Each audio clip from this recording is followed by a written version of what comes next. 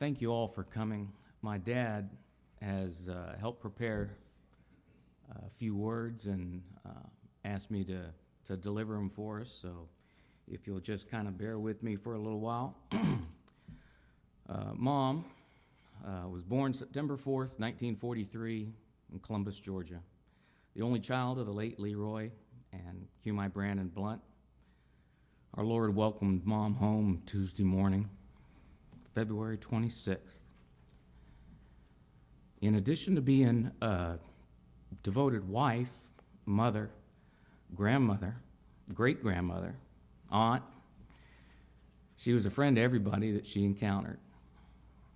She was my father's wife and best friend for 53 years of marriage, and responsible for giving him the happiest 43 years. A couple of bad years there I may have been responsible for.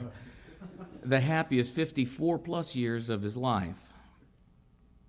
In case you don't know, Mom and Dad met officially at Tabernacle Baptist Church in Macon, Georgia. Well, that's where Dad first laid eyes on Betty Hilda Blunt. With her brown hair and blue eyes and a figure that earned her the nickname Peanut, she was the prettiest girl in Macon. And Mom, she already knew Dad. Dad was the bad boy that her mother had warned her about. Dad, always the hard worker, had 2 cars. His weekday car was a blue and white 57 Ford Fairlane 500. And the weekends, to impress Mom, he drove a high-performance red and white 54 Pontiac Star Chief with its 248.9 cubic foot engine, V8. It was fast. You didn't have to look under the hood or see the smoke coming from the low rear fender skirts to know that it was fast. You could just ask Fred Singletary, the Macon police officer who was made a sport of giving Dad tickets. You see, Dad, looking dapper in his sport coat with the orange and green ROTC badge sewn on the breast pocket, would hang out at Miller High School. That was the girls-only high school, chatting up Mom until the bell rang for class.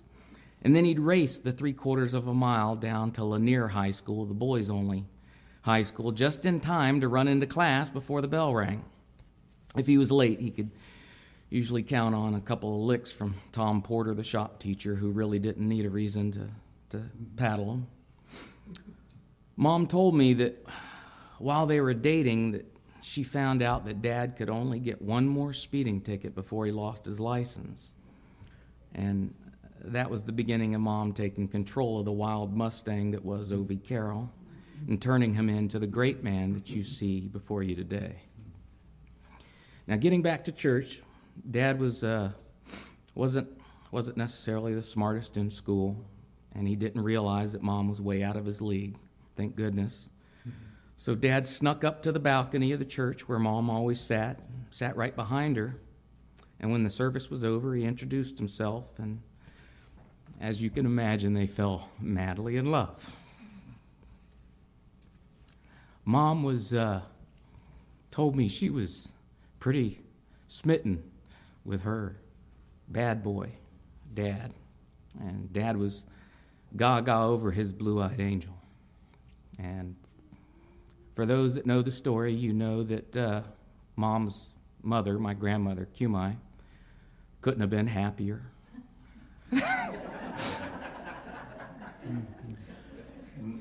So grandmother convinced Granddaddy that they needed to put a little distance between the 2 lovebirds, and they loaded up the truck and moved to Tallahassee. Now, for those of you that have been truly in love, you know that, like the singer Diana Ross said, there ain't no mountain high enough, no valley low enough to keep me from loving you. And Dad made the weekly drive from Macon to Tallahassee until he finally asked Mom to be his wife, and they came back to Tabernacle Baptist Church, where November 8th, 1959 became the happiest day of my dad's life. The day he married my mom.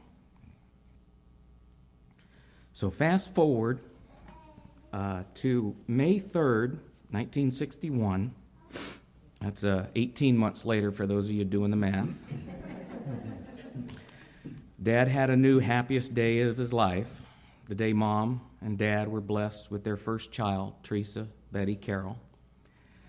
Some say that she was the perfect child that didn't cry, never lied, never missed a day of school, got straight A's, and was a spitting image of Mom. If any of you have been to the house, you've probably seen the two wedding pictures that have always been in our living room, one of Mom and one of Teresa in their wedding dress. And if you didn't know any better, you'd think they were the same person.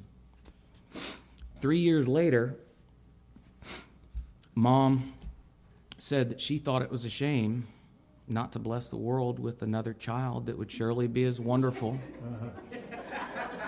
as their first. So on November 1st, 1964, Mom gave Dad a son and named him Ovie Lee. Ovie after her bad boy husband, Lee after Mom's father, Leroy Blunt. Some of you may just know me as more of my common name, damn it, Ovie. Sorry. What a surprise I was. Nothing like my sister at all. Nothing at all like my sister. If you look at Mom's picture up here, you can see beautiful gray-white hair, which is a Brannon blessing. And she was proud of telling people that Ovie Lee gave her every one of those gray hairs. Even to her dying day, if someone asked her, are you Ovie Lee's mother? She'd never give them a straight answer. She'd usually respond by saying, why do you ask? It wasn't their fault. I was spirited, like my dad. They really did try everything with me, from feeding me dog food one day. It was just a joke to see if I would eat it. I did. To spanking me anytime that my brother or sister needed to be taught a lesson. It was okay with me because, first of all, I never received a spanking that I didn't deserve. And second, spanking me was really Mom and Dad's only cardiovascular exercise they got. I could tell you a lot of stories, but I'm going to save those for a little later if you ask. And after 5 more long years of trying to figure out what had made their first son so strong-willed, Mom suggested that to Dad that while they realized something had gone horribly wrong with their second child, they should try to redeem their reputation and have a third one. And on December 2nd, 1969, their third child, Chadwick Bruce, was welcomed into the world. He was wonderful. He was a sweet, a heart of gold, loving, thoughtful, sensitive, smart. Mom and Dad had done it. They had produced another child nearly as perfect as the first one. But then for some inexplicable reason, they put Chad in the same bedroom with me. And my work corrupting Chad began. It didn't take long before Chad was skipping school and cursing like a sailor. He was my greatest social experiment. You see, I learned that I could plant evil ideas into Chad's head, and he'd do it. And I could just sit back and watch Chad execute a near-flawless plan. It was really a lot of fun. Don't worry, though. Remember, Mom and Dad said that anything that Teresa or Chad ever did wrong, Mom would tell Dad to go beat their oldest son, and as a lesson to the others. So enough about that. In 1998, Mom and Dad moved to Hartford, Alabama, where she met many of you here in this room. She talked frequently of her wonderful friends. She managed the gym where her friends gathered weekly, and Mom found a little piece of heaven surrounded by so many people that she just absolutely adored. Through all the cancer, she found strength through you. Every one of you brought her the strength that none of us could have ever imagined that someone fighting cancer for 4 years could possibly have. And we want to thank each of you for being Mom's friend. You'll never know how grateful she was for all of you. In 2001, we lost Chad. Chad struggled with diabetes for nearly his whole life, and Mom had a really hard time accepting this. So did Dad. But with the help of the Lord, she was able to move on. In January 2009, Mom was diagnosed with breast cancer, and she began her 4-year battle. In August of 2010, Mom lost her mother, and after the loss of Mom's mother, and as Mom's cancer continued to resist all treatments and aggressively grow, Mom and Dad moved to Chuckey, Tennessee, to be closer to their perfect daughter. With the help of the Lord, they were able to move into their property, Teresa and Terry's property, and build their home there.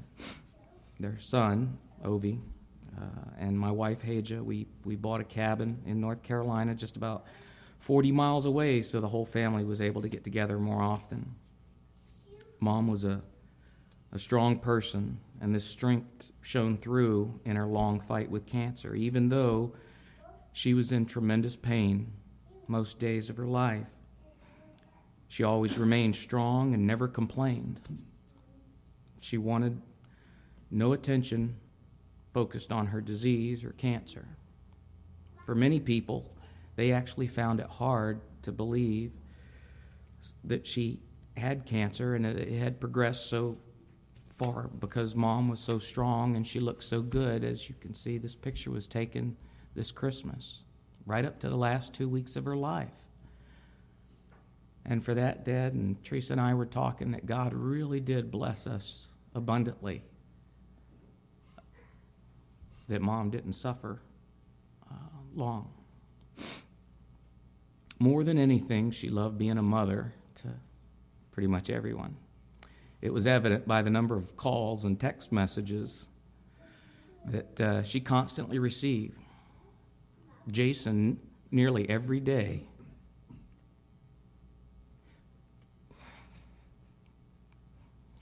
would send her some kind of text message just to say, "I love you." Christopher would frequently drive all the way up from Florida to visit with her, and Teresa sat with her nearly every day, watching QVC. And I frequently called just to tell her that whatever disaster had occurred in Washington, D.C., or the world was not my fault, and there was no evidence that I had anything to do with it.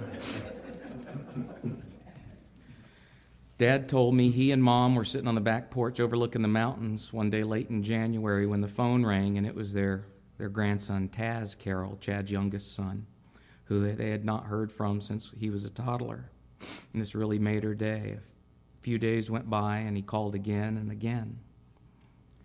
On Mom's last day, Taz and I were the last two people that Mom opened her eyes for. Taz out of love when he called, and me, no doubt, to make sure I wasn't doing anything wrong. I was trying to draw eyebrows on her.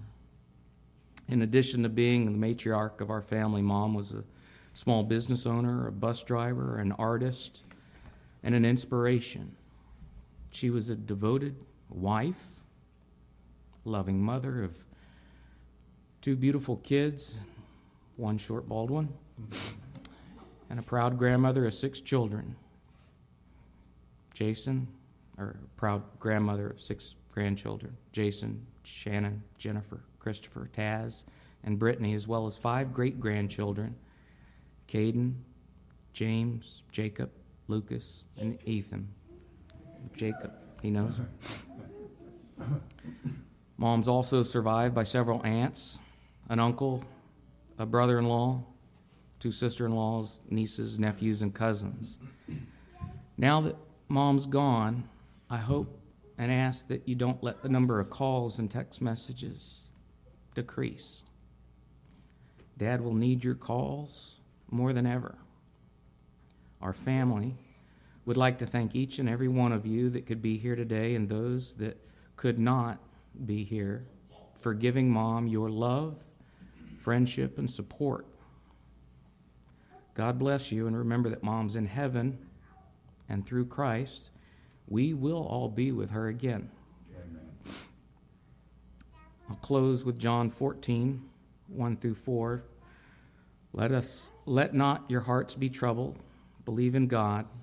Believe also in me. In my Father's house there are many rooms. If it were not so, I would have told you